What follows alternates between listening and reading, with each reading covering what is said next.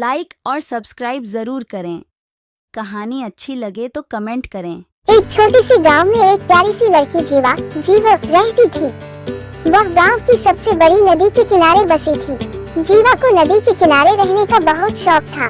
उसके लिए नदी के पास रहना बस एक जगह नहीं था, बल्कि वहाँ की हर एक बूंद, हर एक लहर, हर एक पशु उसके लिए एक अलग ही खुशी लेकर आते थे। जीवा की सबसे बड़ी खुशी उसके आसपास खेलने वाले दोस्त थे। एक दोस्त था मीनू, जो एक प्यारा सा कछुआ था, और दूसरा था बुलबुल, जो एक सुंदर पंछी था।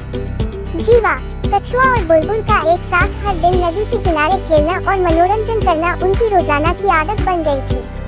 एक दिन जीवा, कछुआ और बुलबुल ने मिलकर नदी में एक सफर का निर्णय किया।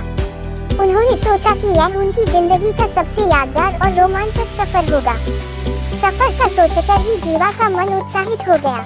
तभी जीवा ने एक नाका का इंतजाम भी किया नदी के सफर के लिए। सफर के लिए तैयार होते हुए जीवा, कछुआ और बुलबुल ने नदी की गहराई में जाने का निर्णय किया। नदी की गहराई में जाने के बाद जीवा को बहुत अच्छा लगने लगा।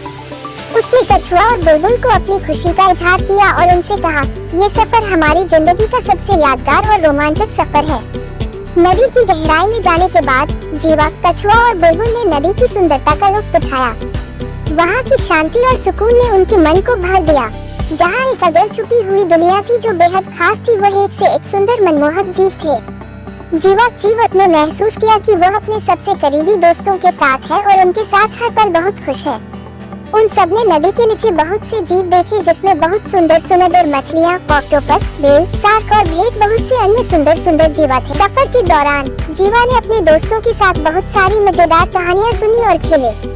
वहाँ की खूबसूरत तस्वीरें उनकी यादों में सदा के लिए बस गई। जीवा का ये सफर बहुत खास सीख देने वाले था और उसे एक नई दुनिया से मिलने वाला था, जहाँ बहुत खूबसूरत जीव रहते हैं।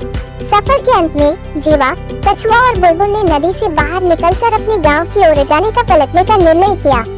उन्होंने सोचा कि यह सफर उनकी जिंदगी का सबसे यादगार सफर था और वह हमेशा इसे याद रखेंगे। उन्होंने देखा और जाना पानी के अंदर भी एक बहुत सुंदर दुनिया है, जो हमारी दुनिया से बिल्कुल अलग है।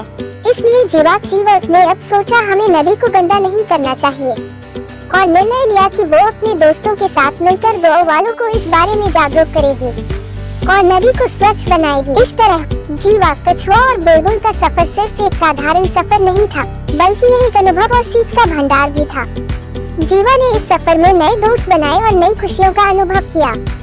ये सफर उसके लिए एक अनमोल याद बन गया और उसने इससे बहुत कुछ सीखा। इस प्रकार जीवा की खुशियों से भरी यात्रा नदी के किनारे से लेकर गांव तक एक अद्वितीय और प्यारी कहानी बन गई। ये कहानी हमें ये सिखाती है कि हमें हमेशा अपनी खुशियों की खोज में रहना चाहिए और अपने दोस्तों के साथ अपने जीवन के हर पल का आनंद उठाना चाहिए।